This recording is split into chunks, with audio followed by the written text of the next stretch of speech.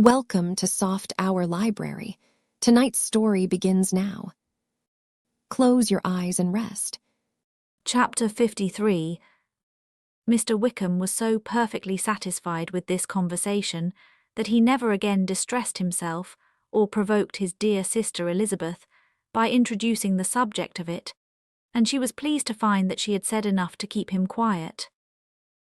The day of his and Lydia's departure soon came, and Mrs. Bennet was forced to submit to a separation, which, as her husband by no means entered into her scheme of their all going to Newcastle, was likely to continue at least a 12-month. "Oh, my dear Lydia," she cried, "when shall we meet again?" "Oh, Lord, I don't know.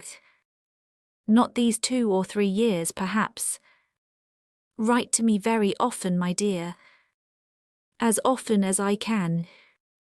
But you know married women have never much time for writing. My sisters may write to me. They will have nothing else to do."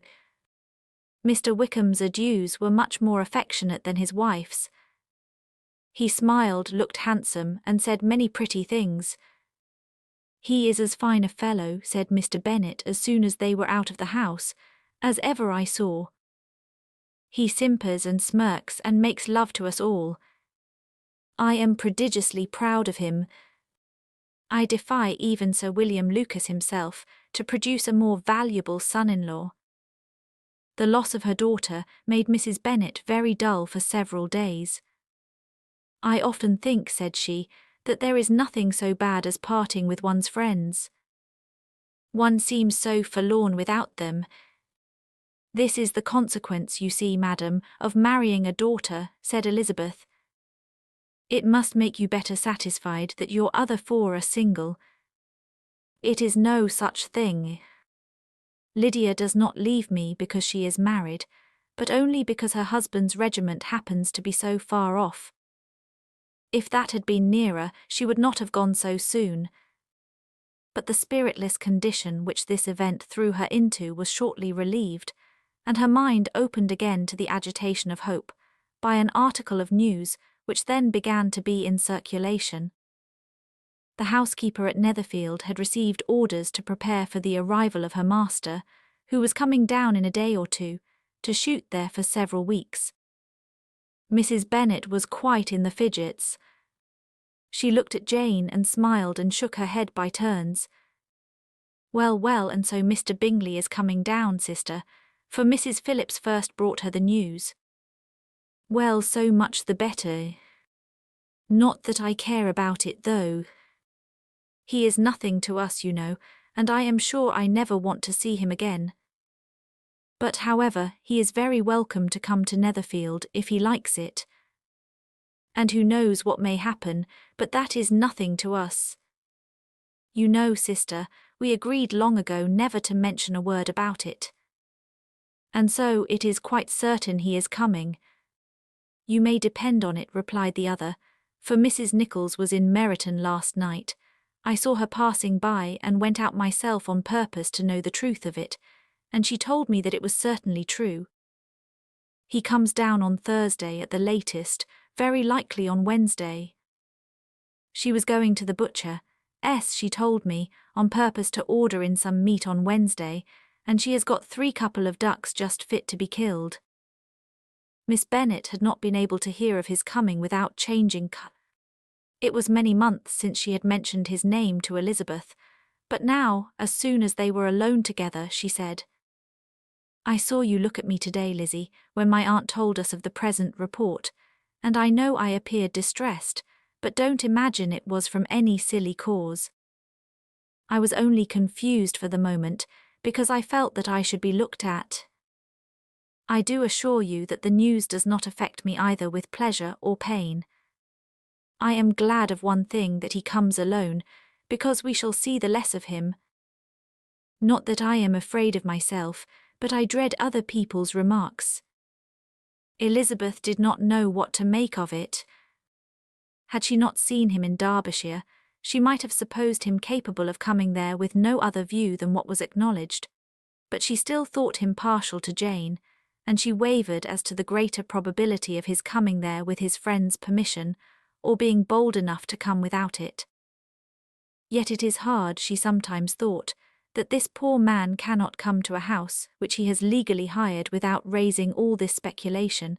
I will leave him to himself. In spite of what her sister declared, and really believed to be her feelings, in the expectation of his arrival, Elizabeth could easily perceive that her spirits were affected by it. They were more disturbed, more unequal, than she had often seen them. The subject which had been so warmly canvassed between their parents about a 12-month ago was now brought forward again. "As soon as ever Mr. Bingley comes, my dear," said Mrs. Bennet, "you will wait on him, of course." "No, no. You forced me into visiting him last year, and promised, if I went to see him, he should marry one of my daughters. But it ended in nothing, and I will not be sent on a fool's errand again." His wife represented to him how absolutely necessary such an attention would be from all the neighbouring gentlemen on his returning to Netherfield. "Teas and etiquette I despise," said he. "If he wants our society, let him seek it. He knows where we live. I will not spend my hours in running after my neighbours every time they go away and come back again. Well, all I know is that it will be abominably rude if you do not wait on him. But however, that shan't prevent my asking him to dine here. I am determined. We must have Mrs. Long and the Goodings soon. That will make 13 with ourselves, so there will be just room at table for him." Consoled by this resolution, she was the better able to bear her husband's incivility, though it was very mortifying to know that her neighbours might all see Mr. Bingley, in consequence of it, before they did. As the day of his arrival drew near, "I begin to be sorry that he comes at all," said Jane to her sister. "It would be nothing. I could see him with perfect indifference, but I can hardly bear to hear it thus perpetually talked of. My mother means well, but she does not know, no one can know, how much I suffer from what she says. Happy shall I be when his stay at Netherfield is over." "I wish I could say anything to comfort you," replied Elizabeth, "but it is wholly out of my power. You must feel it, and the usual satisfaction of preaching patience to a sufferer is denied me, because you have always so much." Mr. Bingley arrived. Mrs. Bennet, through the assistance of servants, contrived to have the earliest tidings of it, that the period of anxiety and fretfulness on her side be as long as it could. She counted the days that must intervene before their invitation could be sent, hopeless of seeing him before. But on the 3rd morning after his arrival in Hertfordshire, she saw him from her dressing-room window enter the paddock and ride towards the house. Her daughters were eagerly called to partake of her joy. Jane resolutely kept her place at the table, but Elizabeth, to satisfy her mother, went to the window. She saw Mr. Darcy with him, and sat down again by her sister. "There is a gentleman with him, mamma," said Kitty. "Who can it be?" "Some acquaintance or other, my dear, I suppose. I am sure I do not know." "La," replied Kitty, "it looks just like that man that used to be with him before. Mr. What's his name, that tall, proud man? Good gracious, Mr. Darcy, and so it does, I vow.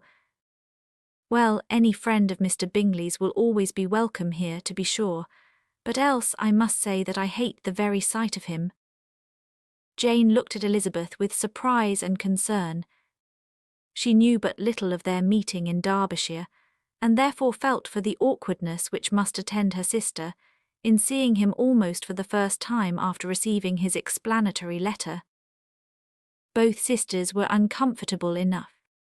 Each felt for the other, and of course for themselves, and their mother talked on of her dislike of Mr. Darcy, and her resolution to be civil to him only as Mr. Bingley's friend, without being heard by either of them.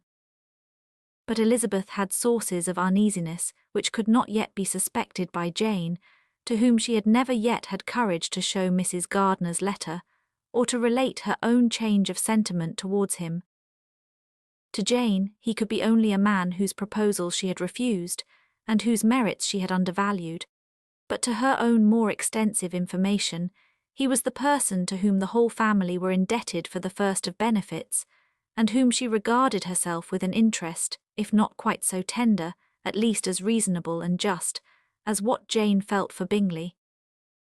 Her astonishment at his coming to Netherfield, to Longbourn, and voluntarily seeking her again, was almost equal to what she had known on first witnessing his altered behaviour in Derbyshire.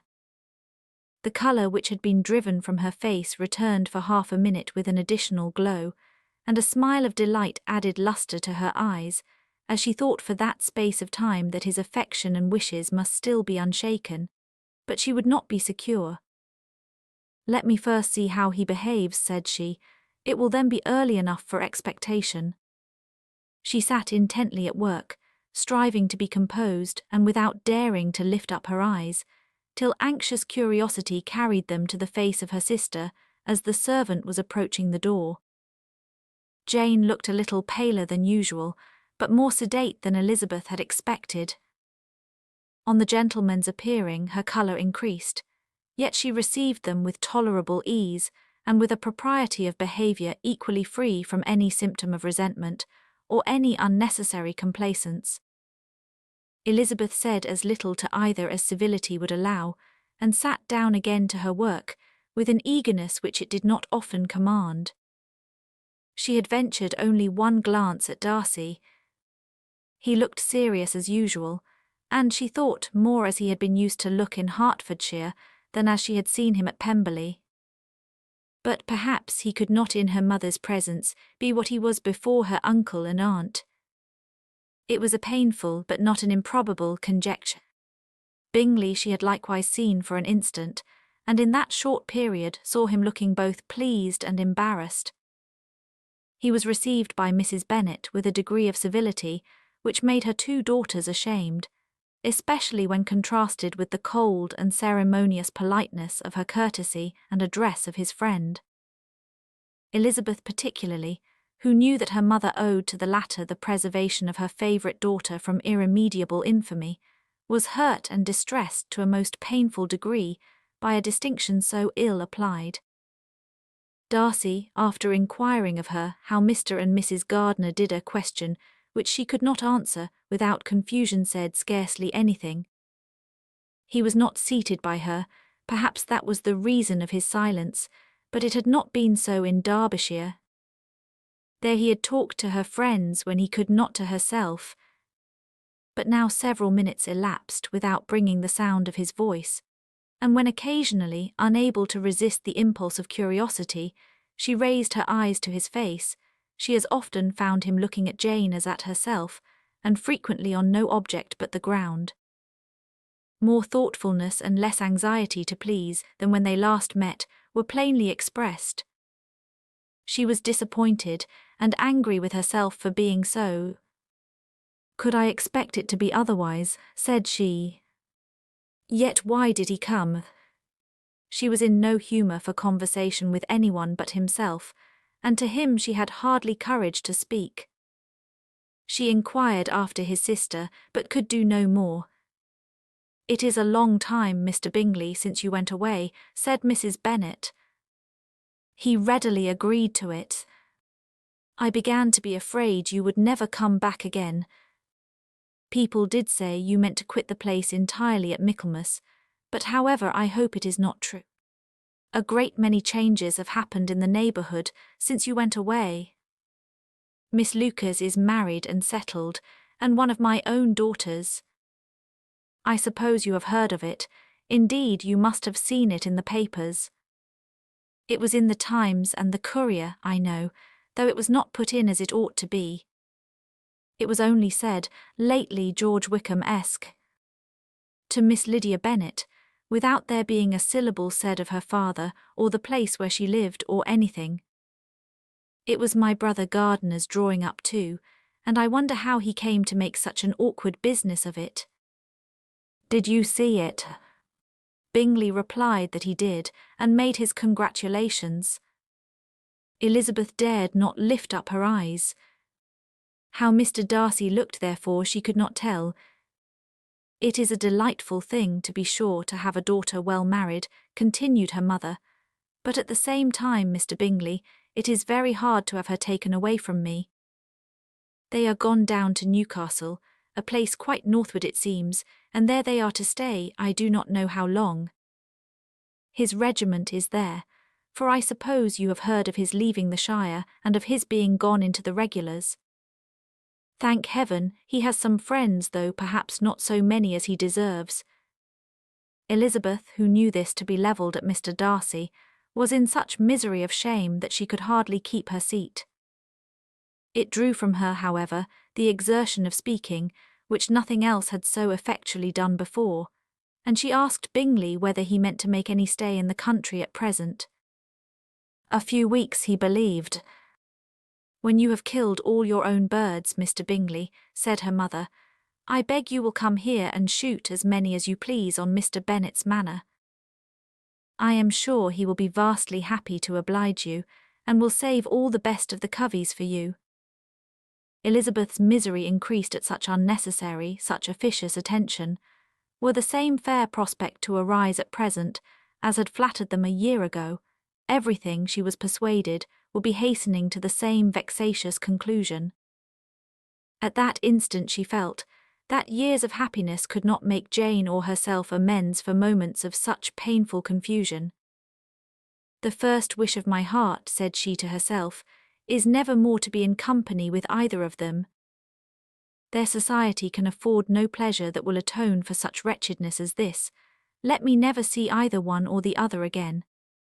Yet the misery, for which years of happiness were to offer no compensation, received soon afterwards material relief, from observing how much the beauty of her sister rekindled the admiration of her former lover. When first he came in, he had spoken to her but little, but every 5 minutes seemed to be giving her more of his attention. He found her as handsome as she had been last year, as good-natured and as unaffected, though not quite so chatty. Jane was anxious that no difference should be perceived in her at all, and was really persuaded that she talked as much as ever, but her mind was so busily engaged that she did not always know when she was silent. When the gentlemen rose to go away, Mrs. Bennet was mindful of her intended civility, and they were invited and engaged to dine at Longbourn in a few days' time. "You are quite a visit in my debt, Mr. Bingley," she added, "for when you went to town last winter, you promised to take a family dinner with us as soon as you returned. I have not forgot, you see, and I assure you I was very much disappointed that you did not come back and keep your engagement." Bingley looked a little silly at this reflection, and said something of his concern at having been prevented by business. They then went away. Mrs. Bennet had been strongly inclined to ask them to stay and dine there that day, but though she always kept a very good table, she did not think anything less than 2 courses could be good enough for a man on whom she had such anxious designs, or satisfy the appetite and pride of one who had 10,000 a year. Chapter 54. As soon as they were gone, Elizabeth walked out to recover her spirits, or, in other words, to dwell without interruption on those subjects which must deaden them more. Mr. Darcy's behaviour astonished and vexed her. "Why, if he came only to be silent, grave, and indifferent," said she, "did he come at all? She could settle it in no way that gave her pleasure. He could be still amiable, still pleasing to my uncle and aunt when he was in town, and why not to me? If he fears me, why come hither? If he no longer cares for me, why silent? Teasing, teasing man, I will think no more about him." Her resolution was for a short time involuntarily kept by the approach of her sister, who joined her with a cheerful look which showed her better satisfied with their visitors than Elizabeth. "Now," said she, "that this first meeting is over, I feel perfectly easy. I know my own strength, and I shall never be embarrassed again by his coming. I am glad he dines here on Tuesday. It will then be publicly seen that on both sides we meet only as common and indifferent acquaintance." "Yes, very indifferent indeed," said Elizabeth laughingly. "Oh, Jane, take care. My dear Lizzie, you cannot think me so weak as to be in danger now. I think you are in very great danger of making him as much in love with you as ever. They did not see the gentleman again till Tuesday, and Mrs. Bennet, in the meanwhile, was giving way to all the happy schemes which the good humour and common politeness of Bingley, in half an hour's visit, had revived. On Tuesday there was a large party assembled at Longbourn, and the two who were most anxiously expected, to the credit of their punctuality as sportsmen, were in very good time. When they repaired to the dining-room, Elizabeth eagerly watched to see whether Bingley would take the place which, in all their former parties, had belonged to him by her sister. Her prudent mother, occupied by the same ideas, forbore to invite him to sit by herself. On entering the room he seemed to hesitate, but Jane happened to look round and happened to smile. It was decided. He placed himself by her. Elizabeth, with a triumphant sensation, looked towards his friend. He bore it with noble indifference, and she would have imagined that Bingley had received his sanction to be happy, had she not seen his eyes likewise turned towards Mr. Darcy, with an expression of half-laughing alarm.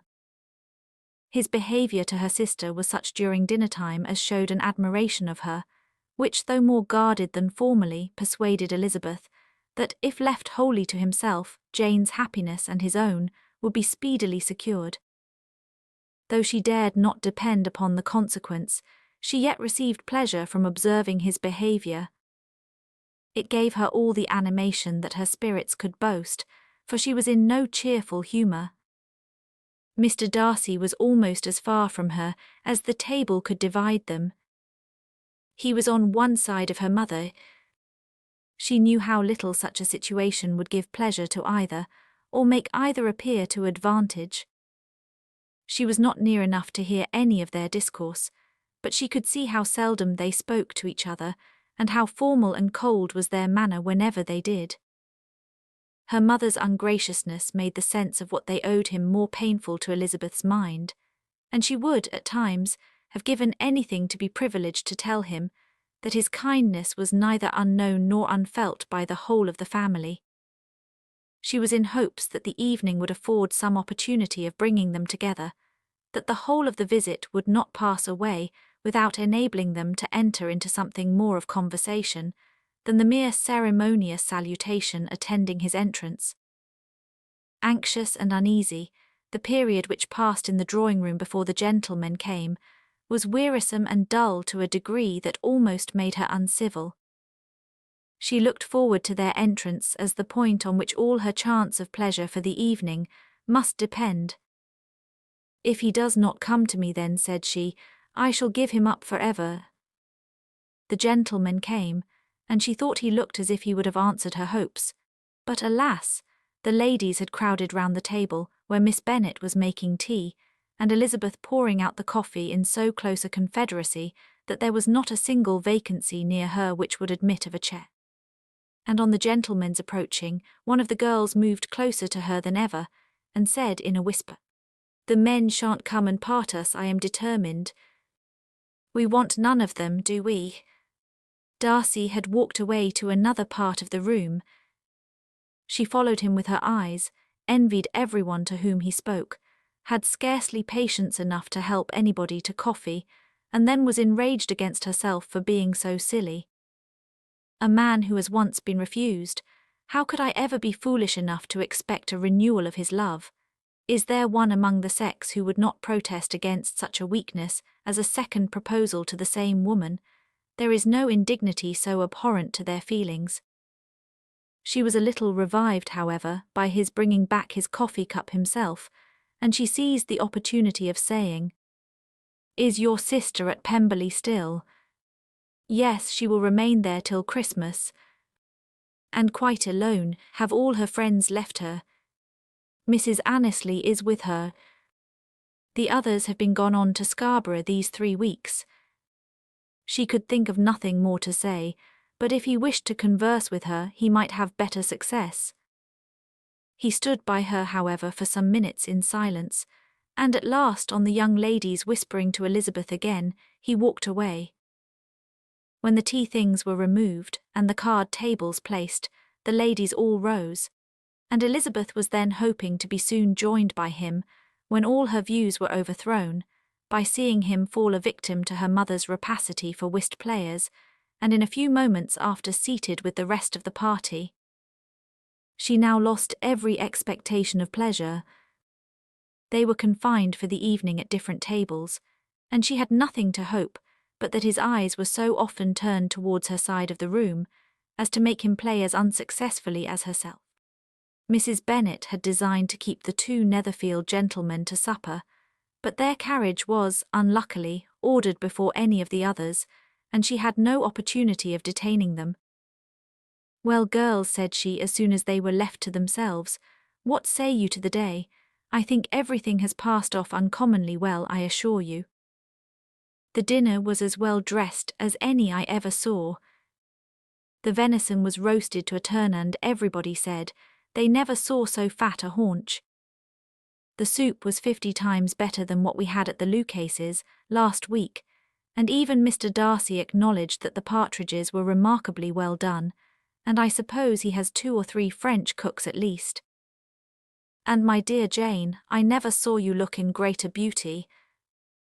Mrs. Long said so too, for I asked her whether you did not. And what do you think she said besides? 'Ah, Mrs. Bennet, we shall have her at Netherfield at last.' She did indeed. I do think Mrs. Long is as good a creature as ever lived, and her nieces are very pretty behaved girls, and not at all handsome. I like them prodigiously." Mrs. Bennet, in short, was in very great spirits. She had seen enough of Bingley's behaviour to Jane to be convinced that she would get him at last, and her expectations of advantage to her family, when in a happy humour, were so far beyond reason that she was quite disappointed at not seeing him there again the next day to make his proposals. "It has been a very agreeable day," said Miss Bennet to Elizabeth. "The party seemed so well selected, so suitable one with the other. I hope we may often meet again." Elizabeth smiled. "Lizzie, you must not do so. You must not suspect me. It mortifies me. I assure you that I have now learnt to enjoy his conversation as an agreeable and sensible young man, without having a wish beyond it. I am perfectly satisfied, from what his manners now are, that he never had any design of engaging my affection. It is only that he is blessed with greater sweetness of address, and a stronger desire of generally pleasing, than any other man." "You are very cruel," said her sister. "You will not let me smile, and are provoking me to it every moment. How hard it is in some cases to be believed, and how impossible in others, but why should you wish to persuade me that I feel more than I acknowledge? That is a question which I hardly know how to answer. We all love to instruct, though we can teach only what is not worth knowing. Forgive me, and if you persist in indifference, do not make me your confidant." Chapter 55. A few days after this visit, Mr. Bingley called again, and alone. His friend had left him that morning for London, but was to return home in 10 days' time. He sat with them above an hour, and was in remarkably good spirits. Mrs. Bennet invited him to dine with them, but with many expressions of concern, he confessed himself engaged elsewhere. "Next time you call," said she, "I hope we shall be more lucky. He should be particularly happy at any time, etc., etc." And if she would give him leave, would take an early opportunity of waiting on them. "Can you come tomorrow?" Yes, he had no engagement at all for tomorrow, and her invitation was accepted with alacrity. He came, and in such very good time that the ladies were none of them dressed. In ran Mrs. Bennet to her daughter's room in her dressing gown, and with her hair half finished, crying out, "My dear Jane, make haste and hurry down. He is come, Mr. Bingley is come. He is indeed. Make haste, make haste." Hear Sarah come to Miss Bennet this moment, and help her on with her gown. Never mind Miss Lizzie's hair. We will be down as soon as we can, said Jane, but I dare say Kitty is forwarder than either of us, for she went upstairs half an hour ago. Oh, hang Kitty, what has she to do with it? Come, be quick, where is your sash, my dear? But when her mother was gone, Jane would not be prevailed on to go down without one of her sisters. The same anxiety to get them by themselves was visible again in the evening. After tea, Mr. Bennet retired to the library, as was his custom, and Mary went upstairs to her instrument. 2 obstacles of the 5 being thus removed, Mrs. Bennet sat looking and winking at Elizabeth and Catherine for a considerable time, without making any impression on them. Elizabeth would not observe her, and when at last Kitty did, she very innocently said, "What is the matter, mamma? What do you keep winking at me for? What am I to do?" "Nothing, child, nothing. I did not wink at you." She then sat still 5 minutes longer, but unable to waste such a precious occasion, she suddenly got up and saying to Kitty, "Come here, my love, I want to speak to you," took her out of the room. Jane instantly gave a look at Elizabeth, which spoke her distress at such premeditation, and her entreaty that she would not give in to it. In a few minutes, Mrs. Bennet half opened the door and called out, "Lizzie, my dear, I want to speak with you." Elizabeth was forced to go. "We may as well leave them by themselves, you know," said her mother as soon as she was in the hall. "Kitty and I are going upstairs to sit in my dressing-room." Elizabeth made no attempt to reason with her mother, but remained quietly in the hall till she and Kitty were out of sight, then returned into the drawing-room. Mrs. Bennet's schemes for this day were ineffectual. Bingley was everything that was charming, except the professed lover of her daughter. His ease and cheerfulness rendered him a most agreeable addition to their evening party, and he bore with the ill-judged officiousness of the mother, and heard all her silly remarks with a forbearance and command of countenance particularly grateful to the daughter. He scarcely needed an invitation to stay supper, and before he went away an engagement was formed, chiefly through his own and Mrs. Bennet's means, for his coming next morning to shoot with her husband. After this day, Jane said no more of her indifference. Not a word passed between the sisters concerning Bingley, but Elizabeth went to bed in the happy belief that all must speedily be concluded, unless Mr. Darcy returned within the stated time. Seriously, however, she felt tolerably persuaded that all this must have taken place with that gentleman's concurrence. Bingley was punctual to his appointment, and he and Mr. Bennet spent the morning together, as had been agreed on. The latter was much more agreeable than his companion expected. There was nothing of presumption or folly in Bingley that could provoke his ridicule or disgust him into silence, and he was more communicative and less eccentric than the other had ever seen him. Bingley, of course, returned with him to dinner, and in the evening Mrs. Bennet's invention was again at work to get everybody away from him and her daughter. Elizabeth, who had a letter to write, went into the breakfast-room for that purpose soon after tea, for as the others were all going to sit down to cards, she could not be wanted to counteract her mother's schemes. But on her returning to the drawing-room when her letter was finished, she saw, to her infinite surprise, there was reason to fear that her mother had been too ingenious for her. On opening the door, she perceived her sister and Bingley standing together over the hearth, as if engaged in earnest conversation, and had this led to no suspicion, the faces of both, as they hastily turned round and moved away from each other, would have told it all. Their situation was awkward enough, but hers she thought was still worse. Not a syllable was uttered by either, and Elizabeth was on the point of going away again, when Bingley, who as well as the other had sat down, suddenly rose, and, whispering a few words to her sister, ran out of the room. Jane could have no reserves from Elizabeth, where confidence would give pleasure, and instantly embracing her acknowledged with the liveliest emotion that she was the happiest creature in the world. "'Tis too much," she added, "by far too much. I do not deserve it." Oh, why is not everybody as happy? Elizabeth's congratulations were given with a sincerity, a warmth, a delight, which words could but poorly express. Every sentence of kindness was a fresh source of happiness to Jane, but she would not allow herself to stay with her sister, or say half that remained to be said for the present. "I must go instantly to my mother," she cried. I would not on any account trifle with her affectionate solicitude, or allow her to hear it from anyone but myself. He is gone to my father already. Oh, Lizzie, to know that what I have to relate will give such pleasure to all my dear family, how shall I bear so much happiness? She then hastened away to her mother, who had purposely broken up the card party, and was sitting upstairs with Kitty. Elizabeth, who was left by herself, now smiled at the rapidity and ease with which an affair was finally settled, that had given them so many previous months of suspense and vexation.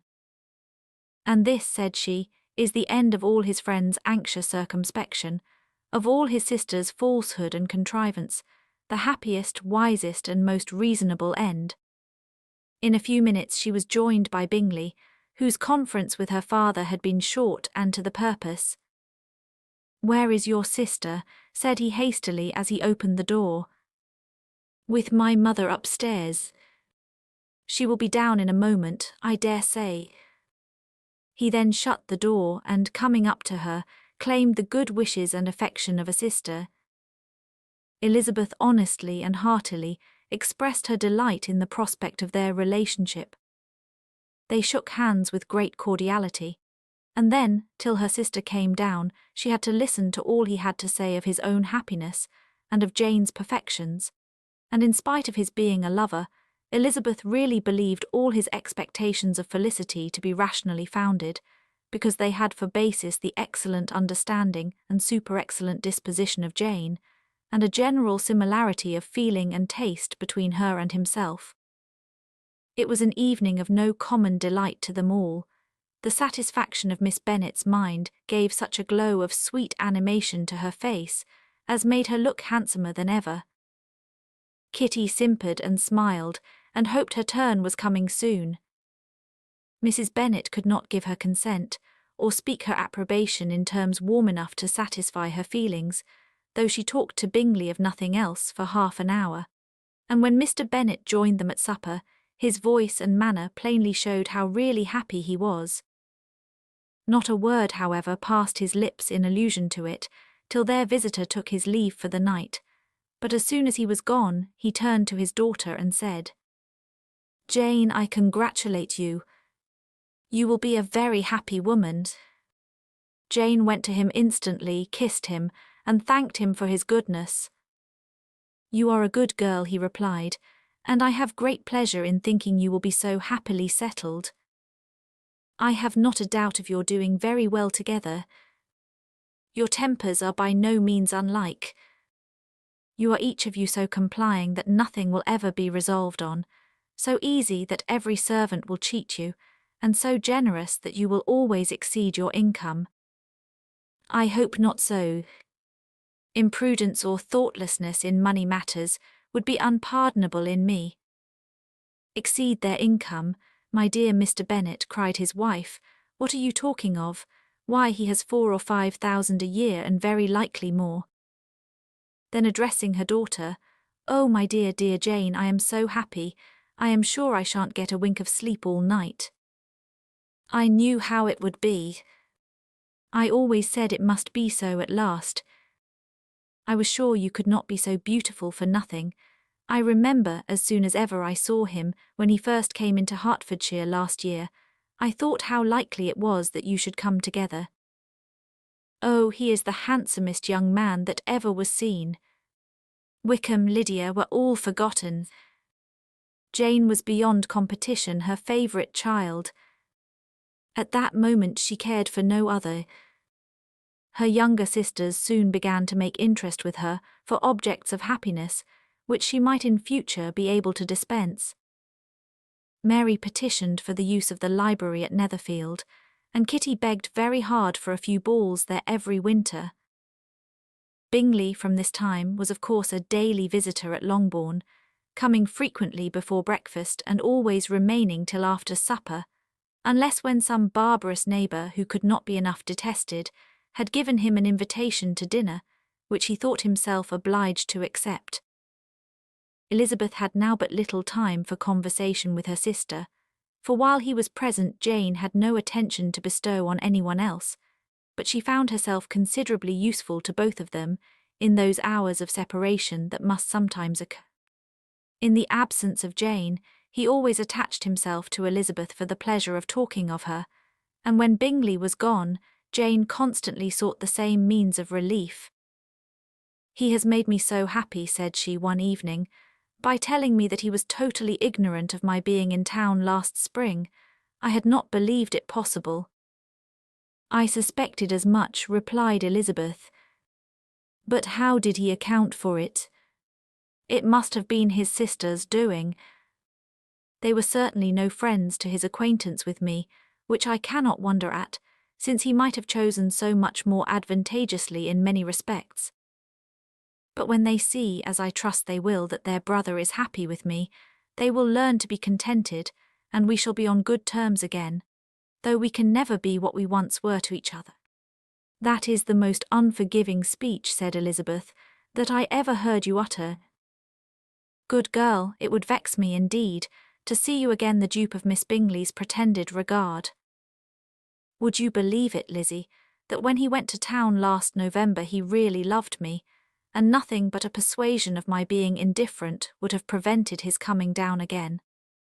He made a little mistake, to be sure, but it is to the credit of his modesty." This naturally introduced a panegyric from Jane on his diffidence, and the little value he put on his own good qualities. Elizabeth was pleased to find that he had not betrayed the interference of his friend, for though Jane had the most generous and forgiving heart in the world, she knew it was a circumstance which must prejudice her against him. "I am certainly the most fortunate creature that ever existed," cried Jane. "Oh, Lizzie, why am I thus singled from my family and blessed above them all? If I could but see you as happy, if there were but such another man for you. If you were to give me 40 such men, I never could be so happy as you. Till I have your disposition, your goodness, I never can have your happiness. No, no, let me shift for myself, and perhaps if I have very good luck, I may meet with another Mr. Collins in time." The situation of affairs in the Longbourn family could not be long a secret. Mrs. Bennet was privileged to whisper it to Mrs. Phillips, and she ventured, without any permission, to do the same by all her neighbours in Meryton. The Bennets were speedily pronounced to be the luckiest family in the world, though only a few weeks before, when Lydia had first run away, they had been generally proved to be marked out for misfortune. Chapter 56. One morning, about a week after Bingley's engagement with Jane had been formed, as he and the females of the family were sitting together in the dining-room, their attention was suddenly drawn to the window by the sound of a carriage, and they perceived a chaise and four driving up the lawn. It was too early in the morning for visitors, and besides, the equipage did not answer to that of any of their neighbours. The horses were post, and neither the carriage nor the livery of the servant who preceded it were familiar to them. As it was certain, however, that somebody was coming, Bingley instantly prevailed on Miss Bennet to avoid the confinement of such an intrusion, and walk away with him into the shrubbery. They both set off, and the conjectures of the remaining three continued, though with little satisfaction, till the door was thrown open, and their visitor entered. It was Lady Catherine de Bourgh. They were of course all intending to be surprised, but their astonishment was beyond their expectation, and on the part of Mrs. Bennet and Kitty, though she was perfectly unknown to them, even inferior to what Elizabeth felt. She entered the room with an air more than usually ungracious, made no other reply to Elizabeth's salutation than a slight inclination of the head, and sat down without saying a word. Elizabeth had mentioned her name to her mother on her ladyship's entrance, though no request of introduction had been made. Mrs. Bennet, all amazement, though flattered by having a guest of such high importance, received her with the utmost politeness. After sitting for a moment in silence, she said very stiffly to Elizabeth, "I hope you are well, Miss Bennet. That lady, I suppose, is your mother." Elizabeth replied very concisely that she was. "And that, I suppose, is one of your sisters,"